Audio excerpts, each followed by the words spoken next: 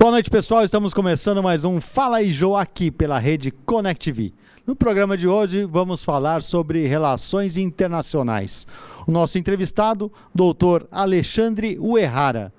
Ele é doutor em Ciências Políticas pela USP, além de professor da pós-graduação da Universidade de São Paulo e coordenador do Grupo de Estudos sobre a Ásia, o GEASIA, além de membro do Grupo de Análise de Conjuntura Internacional da nossa Universidade de São Paulo.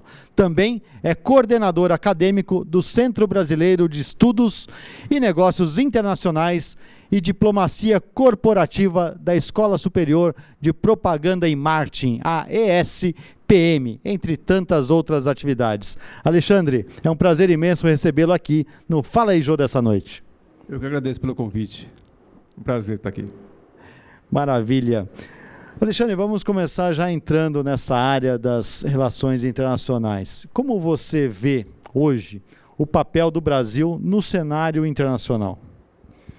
Olha, muitas vezes a gente como brasileiro, nós como cidadãos brasileiros, menosprezamos ou subvalorizamos o papel do Brasil no cenário internacional. Lógico que nós estamos, vamos dizer assim, no meio da turbulência, então passamos aí por um período importante de queda no PIB, dificuldades econômicas, o alto índice de desemprego, e muitas vezes o fato de nós estarmos vivendo essa situação faz com que nós desvalorizemos o papel do Brasil no cenário internacional. Mas, de fato, se nós olharmos e compararmos a situação do Brasil com outros países, só para lembrar, no mundo há mais de 200 países, né? O Brasil está entre as 8 maiores economias do mundo. Então, veja, são 192 nações abaixo do Brasil, nesse sentido, né? Então, só pegando esse dado, que é o dado do PIB, mostra que o Brasil tem um papel muito relevante.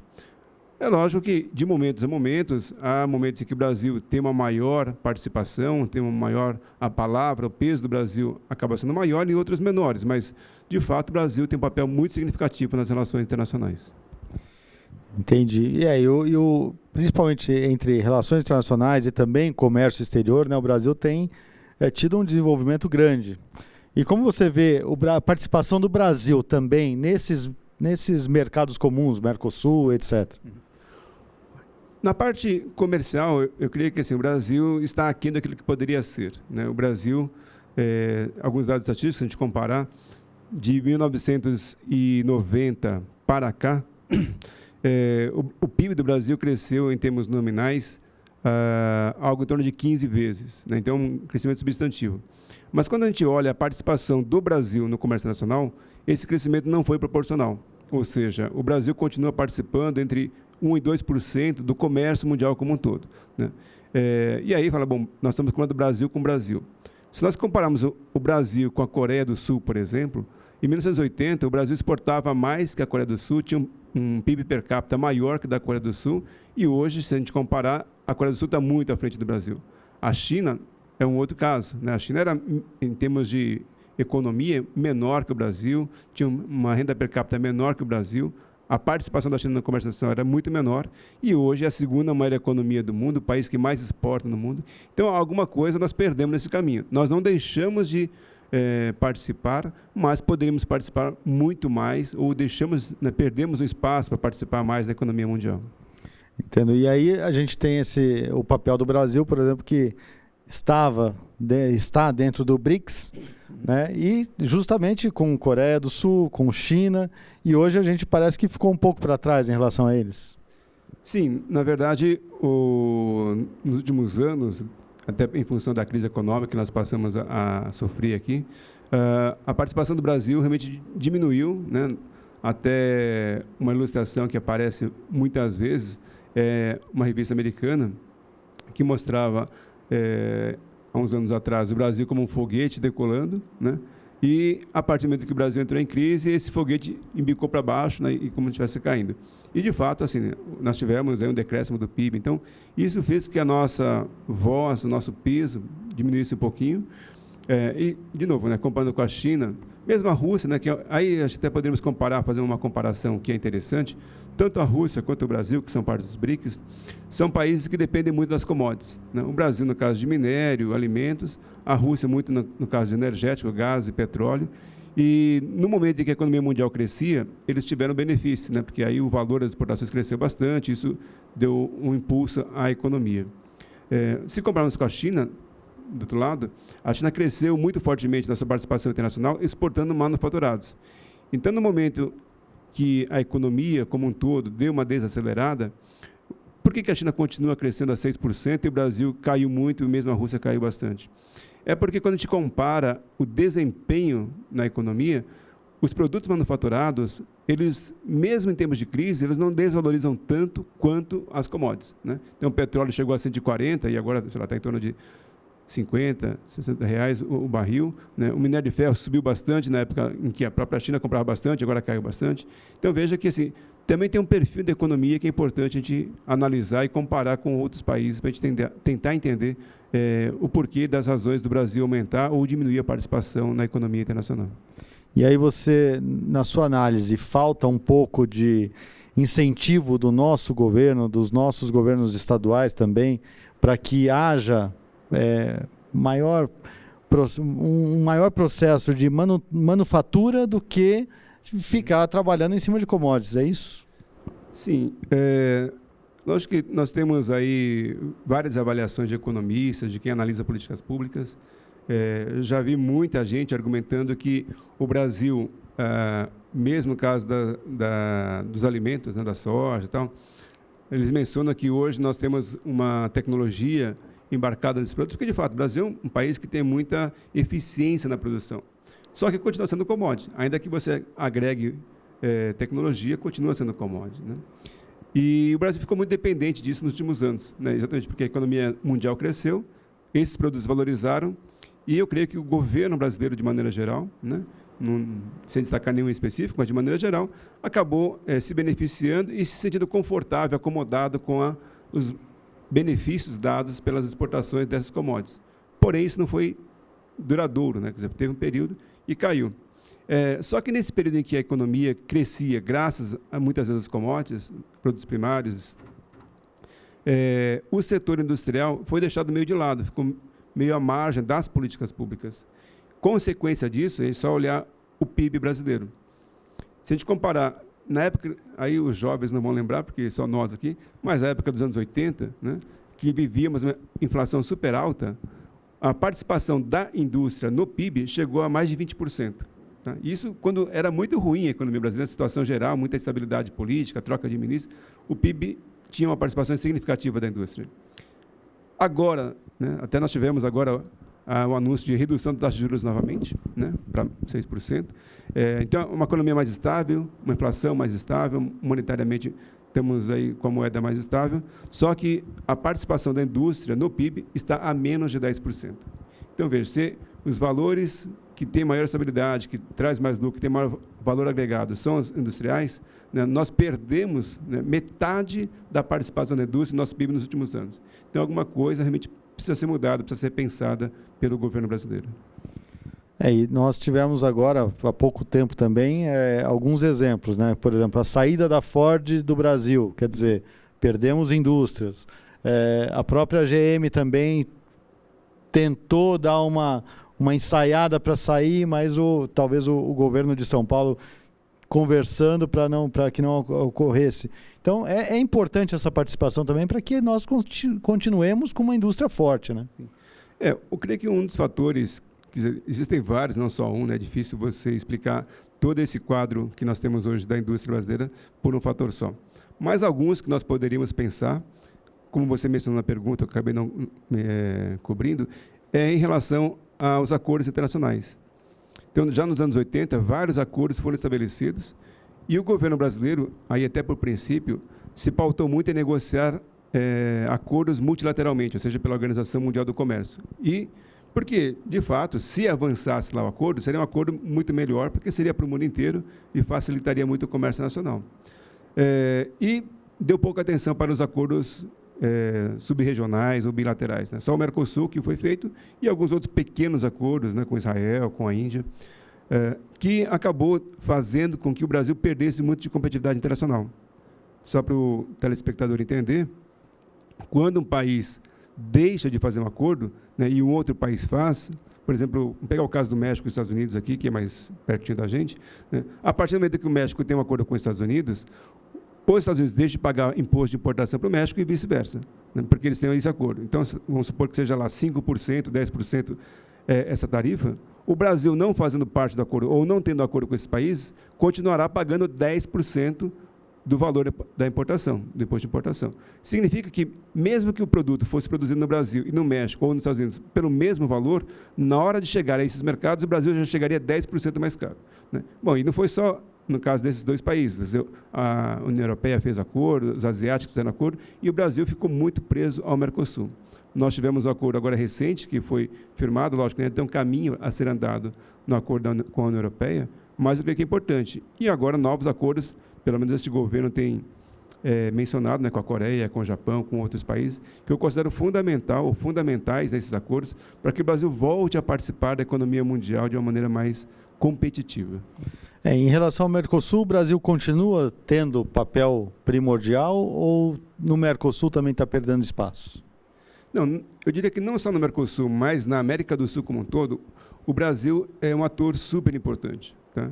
Independentemente de qual governo esteja atuando, se é mais à esquerda ou mais à direita, porque só o Brasil, né, o Brasil sozinho na América do Sul, ele é mais da metade do PIB de toda a América do Sul. E aí eu diria que se o Brasil cresce, a economia brasileira cresce, isso beneficia todos os países vizinhos, porque o Brasil tem muita relação comercial com esses países. Então, o Brasil é super importante para o âmbito da América do Sul. Então, eu entendo que assim, o Mercosul ele é interessante, o Brasil tem um papel importante no Mercosul, né? Não daria para se fazer um acordo com a União Europeia sem que o Brasil estivesse também concordando com as condições. Então, o Brasil, sim, tem um papel relevante, né? Imagina que, como eu falei, para o mundo, né, o Brasil é a oitava economia. Na América do Sul, o Brasil é metade do PIB da América do Sul, mais da metade do PIB da América do Sul. Então, o peso do Brasil é bastante relevante. Entendi. Então, quer dizer que o Brasil aqui tem essa função importantíssima, mas fora precisa se modernizar, vamos dizer assim, né? Porque a gente viu há um tempo atrás, teve até aquela polêmica, né, que o Chile estava entrando no mercado com os Estados Unidos, com o Canadá, e o Brasil ficando um pouquinho atrás. É isso que o Brasil precisa também desenvolver um pouco mais. Então, em relação à participação do Brasil no comércio nacional, uma das coisas que eu considero importante é a falta de acordos internacionais, como mencionei anteriormente. O Brasil ficou preso em muito poucos acordos, e isso fez com que o Brasil tivesse uma perda de competitividade, e os fatores internos também, né? Então, o chamado custo Brasil, que é a tributação, a previdência, a infraestrutura, né, que são deficientes, e isso faz com que o Brasil tenha um custo muito elevado. Isso fez com que, e aí até pode explicar um pouquinho a perda da participação da indústria, que os setores que agregam mais valor, que são os setores industriais, acabaram optando por outros países, né? Então, com isso fez com que países como o Chile, muito mais aberto, né, com alguma eficiência em termos de infraestrutura e disposição de fazer acordos internacionais, acabasse ganhando mais relevância. E o Brasil foi ficando atrás em relação a isso. E aí, nesse sentido, o cenário pode não ser muito bom se o Brasil não fizer, o governo brasileiro não fizer, tomar atitudes bastante importantes, porque o que eu vejo hoje, voltando para a China, que é hoje a locomotiva do mundo, né, que puxa realmente a economia mundial, ela está com uma iniciativa recente importante que se chama a Nova Rota da Seda.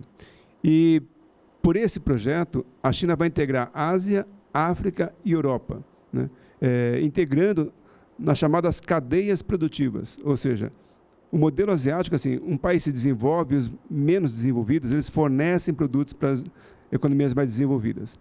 E isso cria concorrência para o Brasil. E o Brasil está fora dessas cadeias todas. Quer dizer, o Brasil hoje não exporta, está exportando menos para os Estados Unidos, exporta menos para os países latino-americanos, exporta menos para a Europa, industriais. Por quê? Porque o Brasil saiu, né, ficou fora desta integração das cadeias produtivas. Porque não tem competitividade, porque as indústrias nacionais muitas vezes não têm tecnologia, a inovação ficou muito para trás. Então, o Brasil assume uma política mais, vamos dizer, agressiva, né, com maior iniciativa, para tentar recuperar a perda que teve nos últimos anos, ou, de fato, o Brasil pode ficar à margem da economia mundial como um todo, porque a China vai integrar da Ásia até a África, o continente africano. E o Brasil tem que passar pelo Atlântico ou pelo Pacífico, né? O Brasil está fora desse mapa e, nesse aspecto, é preocupante. Então, o Brasil realmente precisa, neste momento, deixar de ser passivo na economia mundial e buscar ser mais ativo, mais proativo na economia internacional.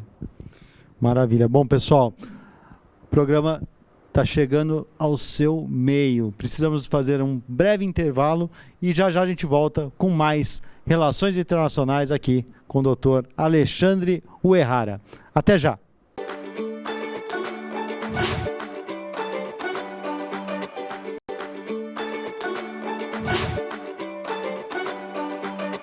Voltamos com o Fala aí, Jô, dessa noite, onde eu entrevisto o Dr. Alexandre Uehara, especialista em relações internacionais e cientista político. Alexandre, vamos mudar um pouquinho o rumo da nossa entrevista e falar também em relação à parte internacional, mas entrar um pouquinho nessa área da política. Você que é cientista político e melhor do que qualquer um para nos falar o que tem acontecido. Nós temos visto aí um processo mundial de uma direitização, vamos dizer assim, entre aspas, dos governos de países independente do local, da região. Tivemos isso nos Estados Unidos, tivemos isso aqui no Brasil mesmo. Na França, nós tínhamos uma candidata de extremíssima direita, quase que chegando lá. Então, como você vê esse processo? É um processo, é um ciclo que vai acontecer e pode ser que volte depois, ou você acha que veio para ficar?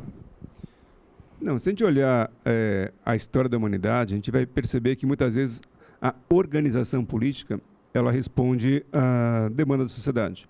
Neste momento, nós tivemos aí um período em que muitos governos foram de esquerda, mais de esquerda, porque atendiam uma demanda, que era de uma demanda social mesmo, por distribuição de renda, para atender o bem-estar social, seja aqui na América do Sul, como nós tivemos aí uma onda, né, à esquerda, mas nos Estados Unidos também, né, o próprio Obama era mais à esquerda, na Europa também.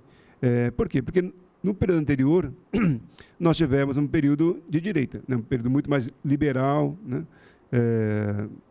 para alguns aqui que acompanham as relações internacionais, tivemos o chamado Consenso de Washington, que era um consenso de que o Estado deveria reduzir muito a sua participação, e com isso promover um desenvolvimento econômico, mas com menor participação do Estado.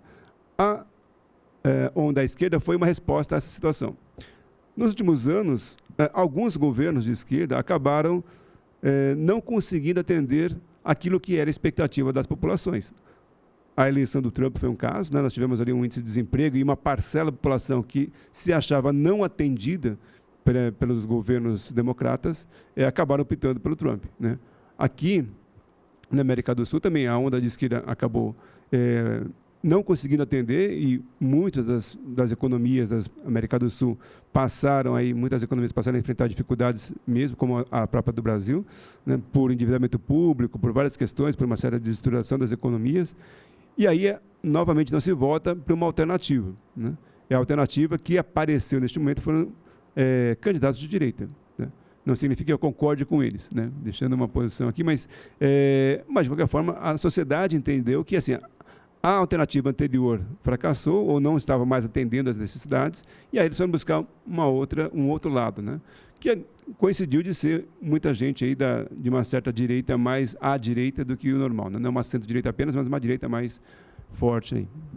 Entendi. E o ano que vem nós temos, por exemplo, eleições nos Estados Unidos. Uhum. Essa eleição pode mexer e muito com o Brasil também. Sim. Ainda é difícil dizer, né, o que vai acontecer nas próximas eleições. Se a gente fosse pensar numa situação mais, vamos dizer, normal, né, nos Estados Unidos, eu diria que a economia sempre é um fator muito importante, seja lá, seja no Brasil, qualquer lugar do mundo. Quando a economia vai bem, os eleitores, a população, elas ficam muito mais tolerantes a alguns equívocos, alguns erros que os políticos fazem, né? Então, neste momento, a economia americana está crescendo, né? Então, isso é um fator positivo para uma reeleição do presidente. O problema é que ele causa turbulência o tempo todo também, né? O presidente Trump, com suas declarações, acaba causando algumas turbulências.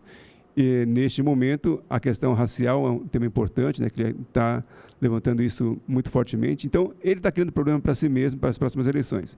Logicamente que existe uma dupla leitura disso. Alguns analistas dizem que esta turbulência foi criada propositalmente para fortalecer a sua relação com a sua base eleitoral.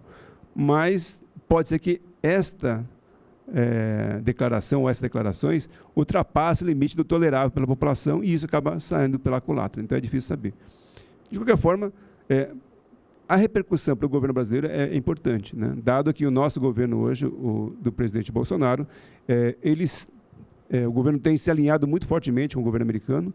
Eu diria não só com o governo, não é uma questão de política de governo, de Estado, mas assim, com a pessoa do Trump, né? Então, a relação é muito próxima com o Trump. Então, caso não haja uma reeleição do presidente Trump, isso pode deixar o Brasil, né, assim como país, em situação meio desconfortável, né? E principalmente o presidente brasileiro, dado que tem apoiado de maneira muito alinhada o presidente norte-americano.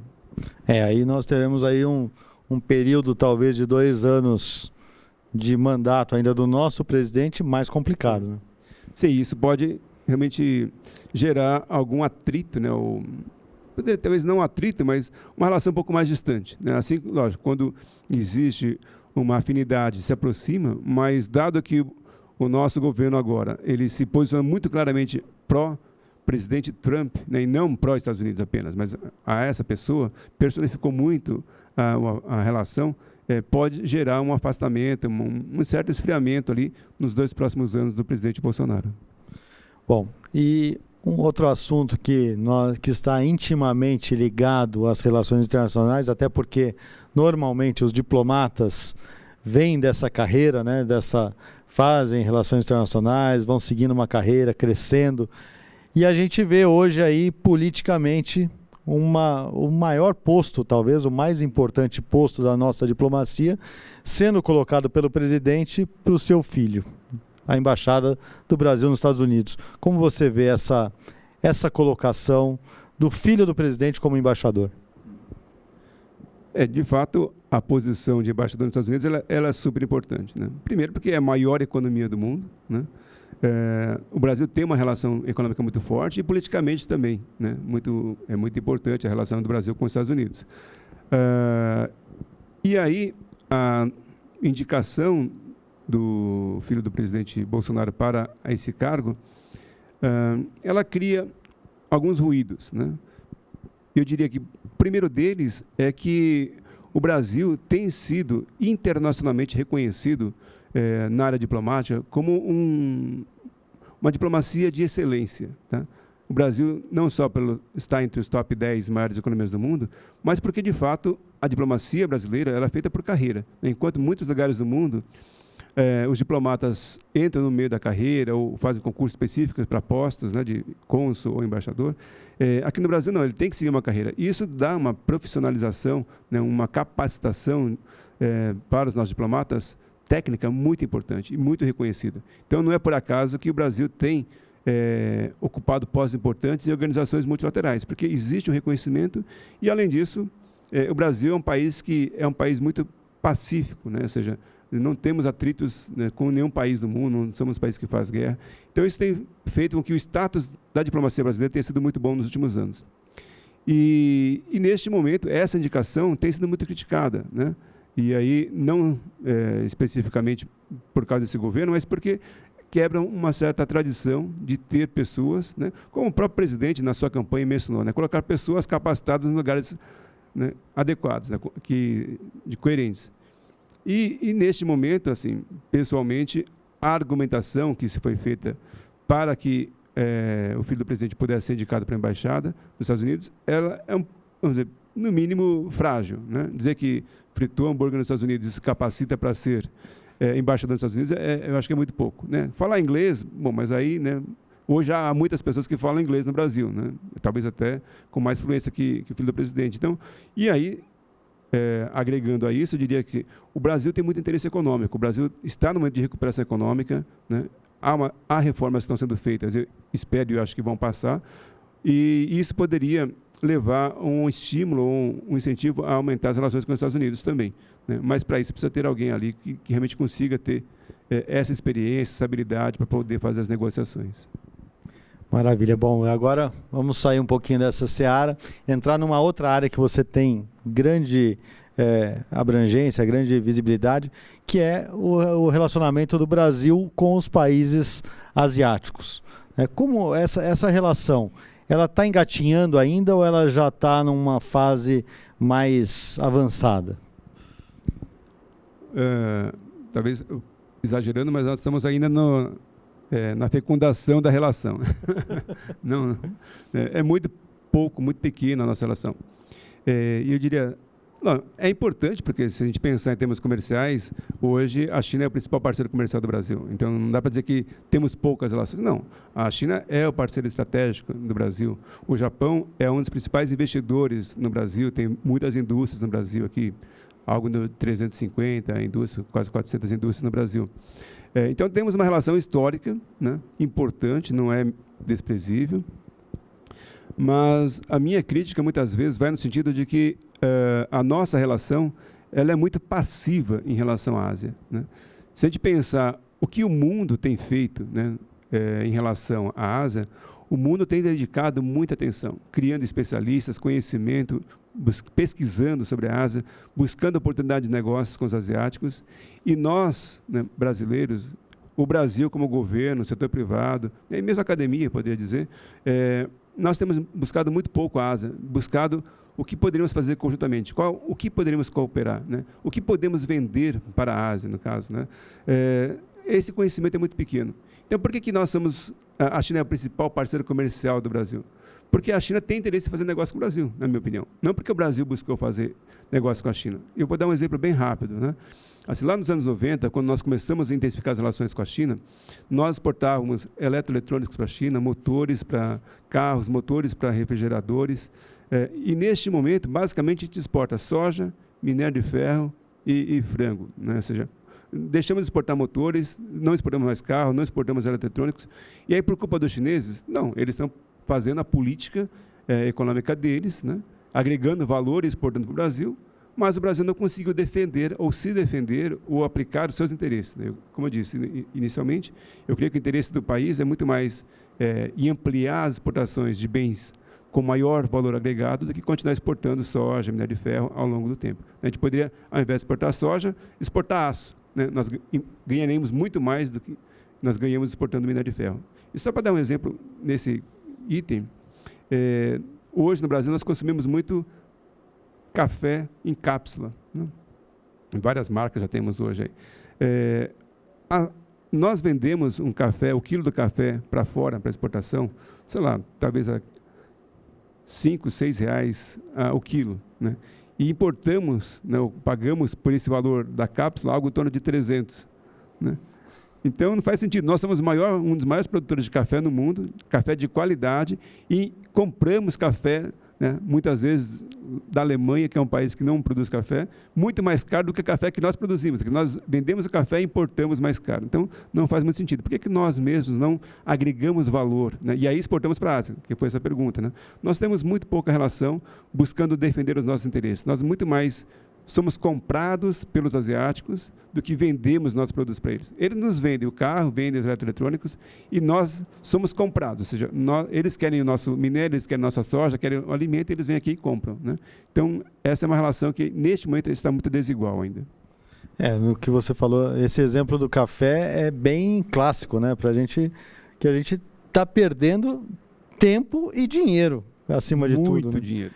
Porque, quer dizer, a gente vende o nosso café a preço de banana, apesar de que a banana hoje está bem carinha, e compramos a sei lá quanto, né? Nós temos um dos maiores rebanhos do mundo, né? Somos grandes exportadores de carne. Bom, se temos exportação de carne, obviamente temos couro, né? E nós não somos mais os grandes produtores de calçados. Nós importamos muitos calçados, muitas vezes da China. Por quê?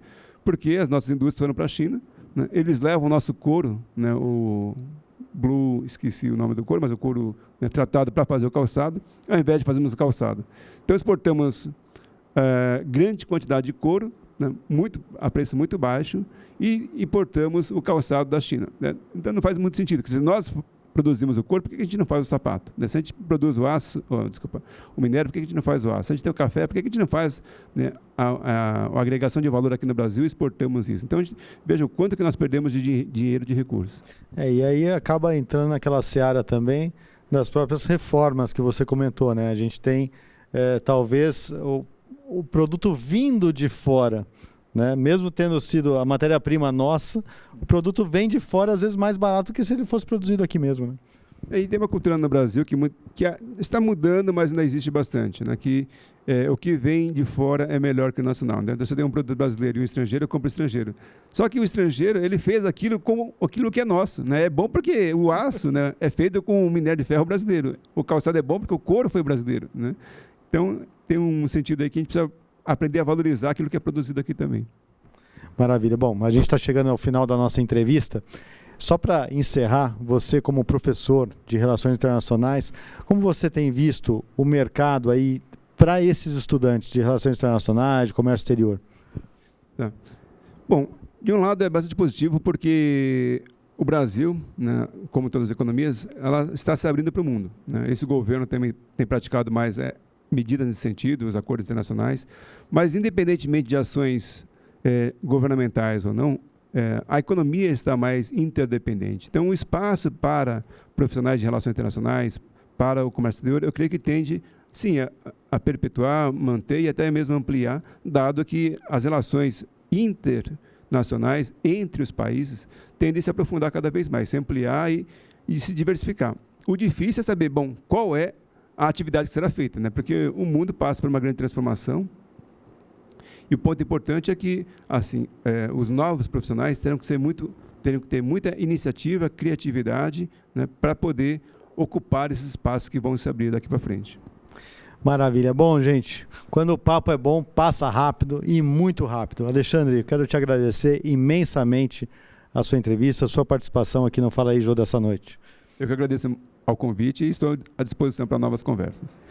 E o Fala aí, Jô, dessa noite fica por aqui. A semana que vem a gente volta com mais um Fala aí, Jô, aqui na Rede Connect TV. Até lá e uma boa noite a todos. Até lá.